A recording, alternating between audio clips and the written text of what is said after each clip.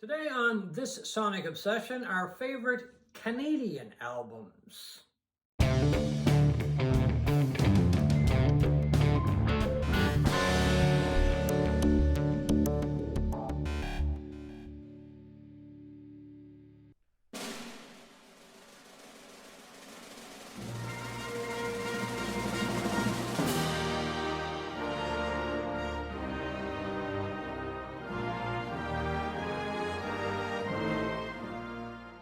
Hi folks, I'm John Whidden and this is my friend Steve McLeod, and welcome to this Sonic Obsession. Today we're going to start a two-parter on our favorite Canadian albums.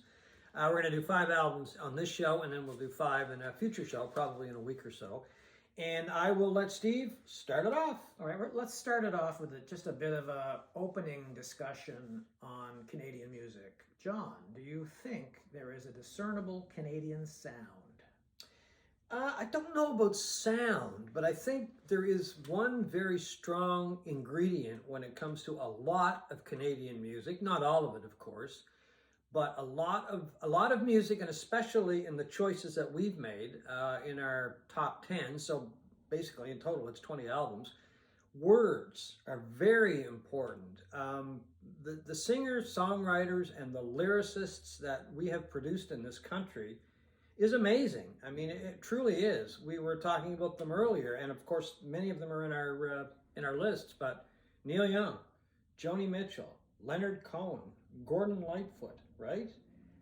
Not just great lyricists, but poets as well. Oh, very much so. Yeah, and people that really, I mean, if you listen to the lyrics, they're talking about Canada in many of their lyrics. We forgot Robbie Robertson. I mean, there's another one, right? I mean, just incredible. They don't all talk about Canada, of course, but you can tell they're talking about the land and they're talking about the people and that kind of thing. So I think they got that feeling anyway from living in Canada. Even the Guess Who with a song like Share the Land. I think it's words and the strength of words that comes into play when they're put to music. I think that's a really important and key ingredient in Canadian music. All right, let's kick it off. My first choice is Funeral by Arcade Fire, released in 2005. It was the Montreal band's debut album, and the amazing thing about it is it started out on a smaller independent label, and it launched them to international stardom almost immediately. You know, it begins with Win Butler singing the lyrics of crawling out of his window in a snowstorm in Montreal and crawling across to somebody else's window. Kind of a fantastical image, but one that, if you've ever been in Montreal, is kind of appropriate for the amount of snow they get. The album took off almost immediately. I don't know, John, if you remember this, but I guess it would have been 2004 when the album came out. We went to see U2 in Toronto. Mm-hmm. And the thing that really stands out for me, almost more so than the show itself, was, you know, like most bands, they were playing songs through the sound system before they came on stage. The last song they did that night and throughout the entire tour was to play Wake Up from that album. It's just this anthemic, rousing, blood-boiling kind of song that gets you up and ready. And that band, Arcade Fire, was championed by Bono. They were championed by Bowie and maybe even David Byrne. And within a couple of years, they were one of the top grossing bands for concert tours. Their concerts were amazing, energetic, in-your-face kind of events, right from the beginning. And Funeral is just a fantastic album. I listened to it again last night just to see if maybe it's aged poorly at all. It hasn't. It's just a fantastic album, and it's the album that really launched them to stardom. Yeah, I really like that album as well. Funeral.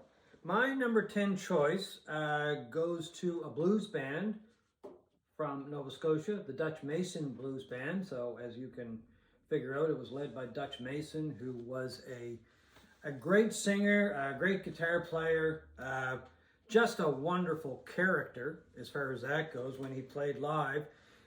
Dutch had a deep affinity for the blues. He loved the blues. He lived the blues. He traveled the country singing the blues. And anyway, he just had a lot of respect for the blues as well. And that shows in his singing, and it shows in the band at the time, which I think is the best band that he ever had. I saw them numerous times at a pub in a tavern in Dartmouth called the Wise Owl, and they were just hot every night. I mean, even if they didn't have a lot of energy, boy, the musicianship was incredible, and it is showcased on that album. Dutch did a number of albums, but I still think that's the best one that he did. He was called the Prime Minister of the Blues for a very good reason, because he was at the top of the office of the blues, if there was such a thing. He was well respected from one end of the country to the other. And not surprisingly, because I think I did know this, but I kind of forgot about it, when years ago, he was inducted into the Order of Canada. I think it's inducted. He was named to the Order of Canada anyway. And I kind of forgot about that. Which is the highest civilian honor in Canada. Right. So that shows you the respect that he got from not just people that were music fans, but a lot of people, especially those within the government in Canada. So Dutch Mason and the Dutch Mason Blues Band, the blues ain't bad. And he didn't just play the blues, he lived the blues. Oh, he lived He had the a blues, hard yeah. life, Yeah. and it was authentic, as authentic as anyone you will find. My next album, number 9, is Love Junk by The Pursuit of Happiness. This is, in my opinion, one of the greatest power pop albums ever produced. It came out in 1988, and it was their debut album, the Toronto band's debut album, and it was produced by Todd Rundgren, who knows a thing or two about power pop. A little, and knows a lot about production too. Yeah, and it's just an absolutely fantastic album filled with crunchy guitars and hooks aplenty. Every song is memorable and catchy, and they became kind of a big thing in Canada and a little bit into the States.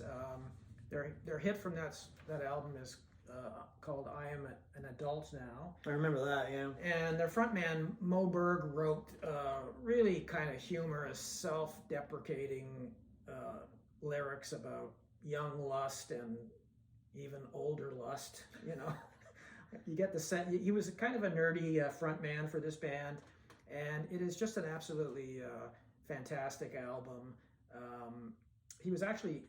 They were actually banned for a time apparently on MTV because in the States.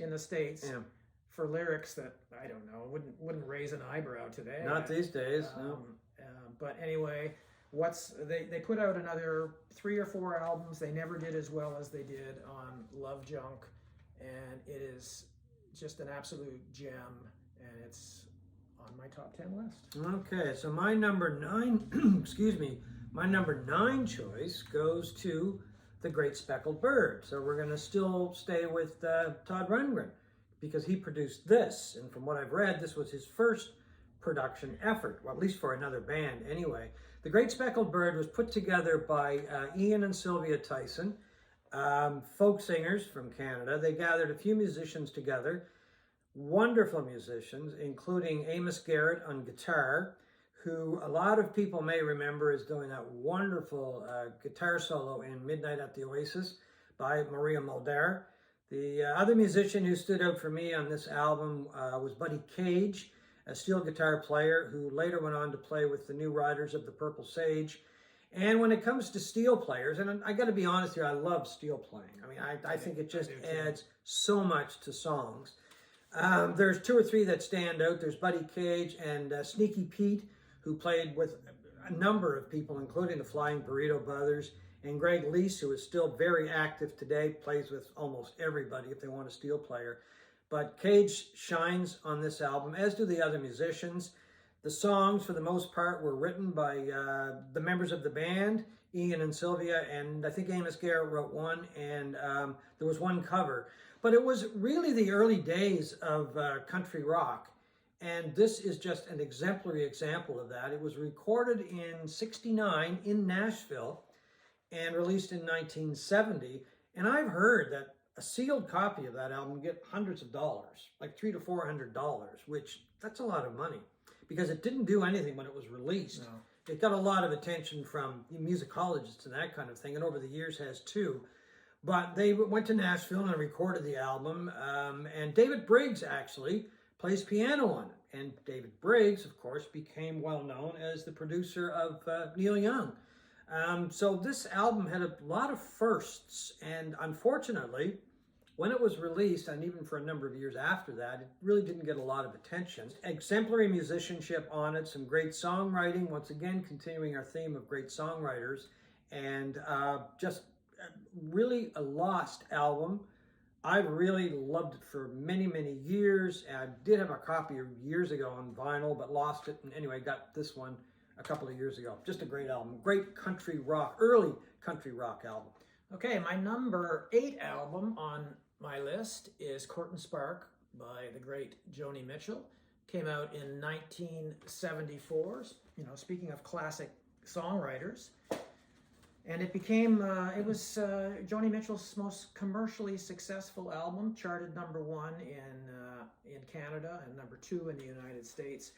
And it really cemented her reputation for being one of the most important songwriters of that era. It's a beautiful, tasteful mix of pop and folk and jazz. Her music was becoming jazzier as she went along, and it's sonically beautiful.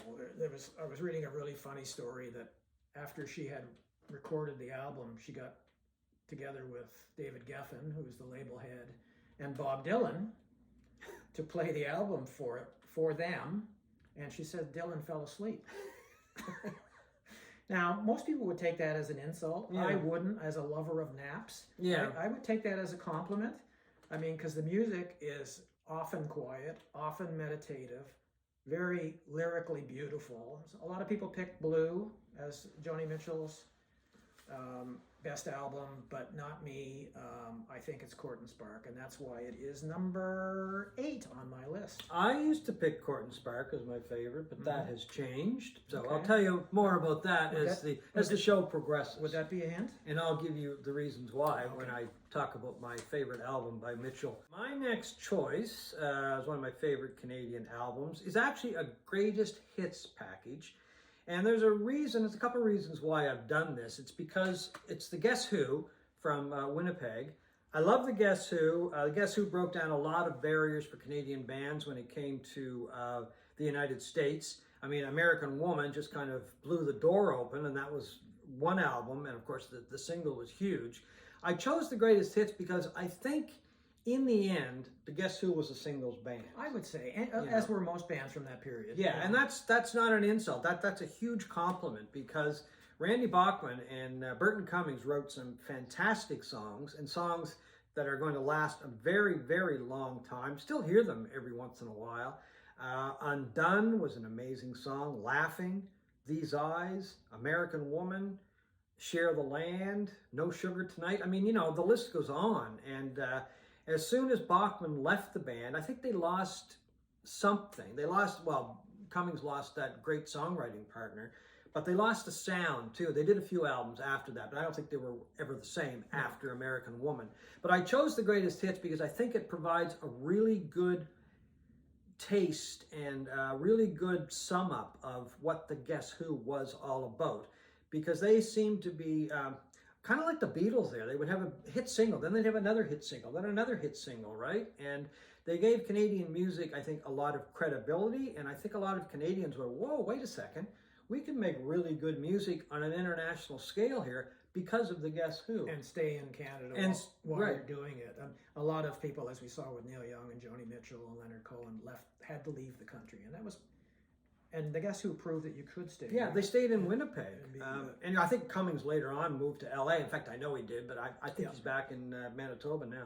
Anyway, that is my number 8 choice, the Guess Who, greatest hits. All right, my number 7 choice is Moving Pictures by Rush. Now, if you had asked me as a much younger man than I am today, my opinion on Rush, I would have snorted and laughed. Just like that? Just like you did. Okay.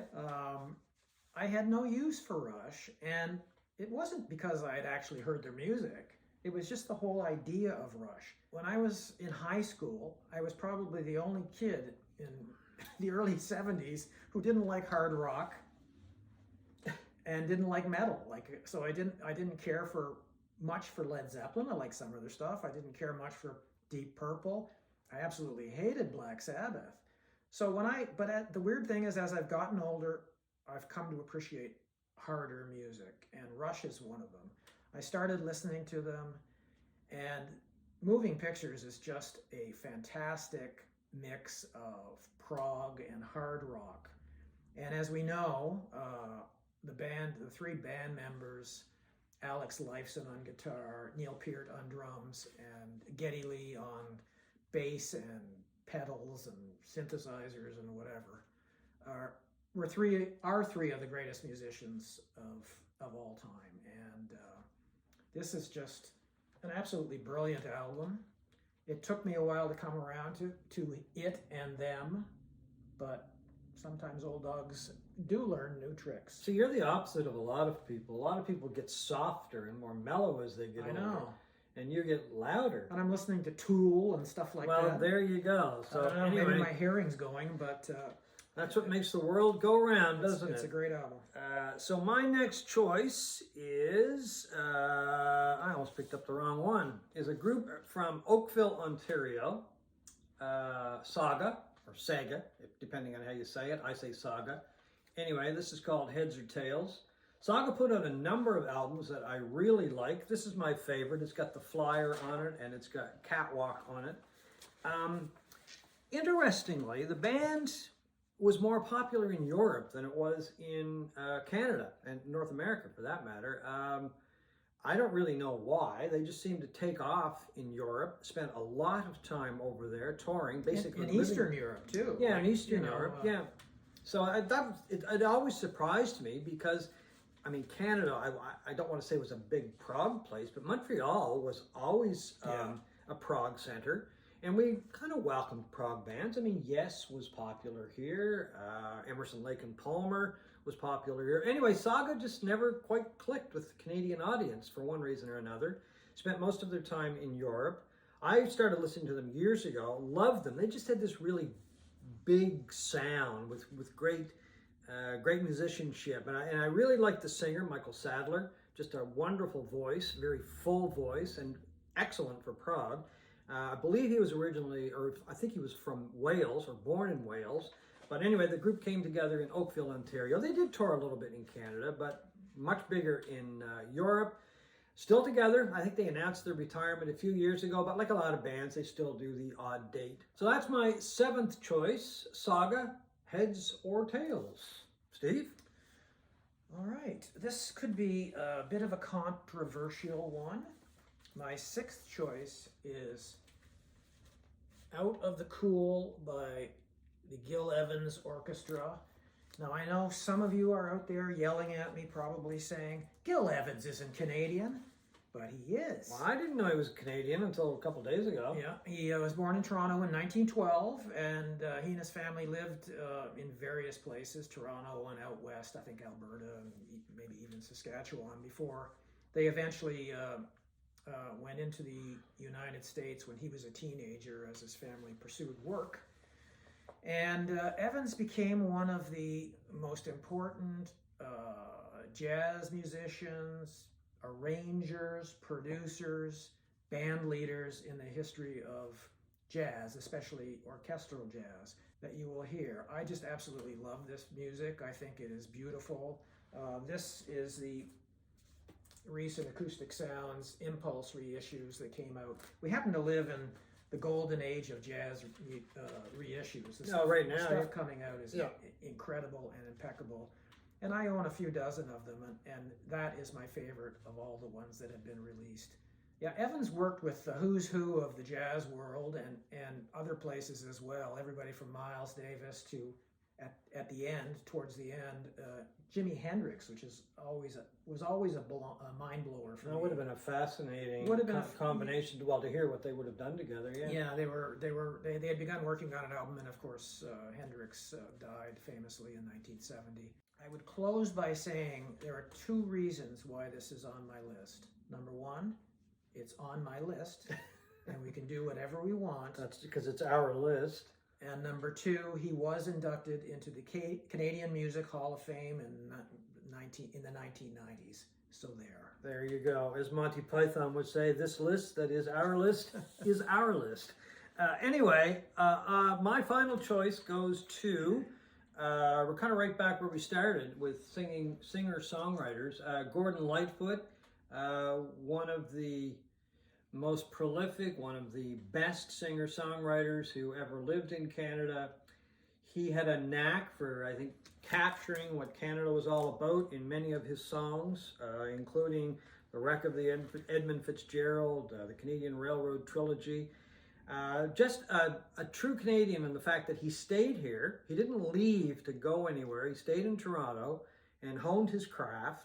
So you can tell he's like Canada runs through a lot of his material. Just the feeling that he brings to the songs on that album. 2 of my favorite Lightfoot songs: "Sundown," "Carefree Highway." I met him a few years ago. I did an interview with him, and he was just a wonderful man. Just very pleasant to talk to. Just liked to write songs and then perform. He loved to perform, and of course he's shown that over the years because he's had a lot of health issues, and he just keeps going whenever he can. But anyway, one of the finest singer-songwriters that Canada has produced, but one of the finest singer-songwriters in the world. So Gordon Lightfoot's "Sundown" is my 6th choice. And I would argue he's one of the most seminal Canadian musicians of all time. Oh, without a doubt, his importance cannot be overstated. That is our first 5 of our 10 favorite Canadian albums. Kind of like to hear what you think of our choices, whether you agree, disagree. Maybe you'd like to add a couple, because that's really what we're looking for in this respect as well, to see what other people think.